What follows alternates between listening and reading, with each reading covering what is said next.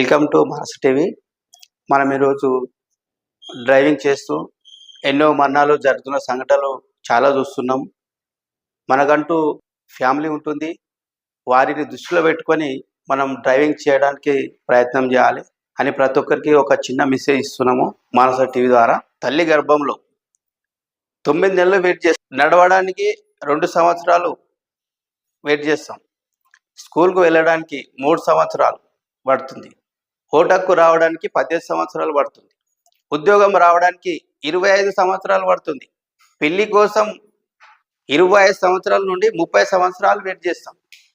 ఇట్లా ఎన్నో సందర్భాలలో ఎంతో ఓపికతో ఉన్న మన జీవితం ఒక్కసారిగా రెప్పపాటు సమయంలో ఎందుకు కోల్పోతున్నాం? మనం ప్రాణాలను ఎందుకు ఆగం చేసుకుంటున్నాం అని మనం తెలుసుకోవాల్సిన సమయం ఉన్నది.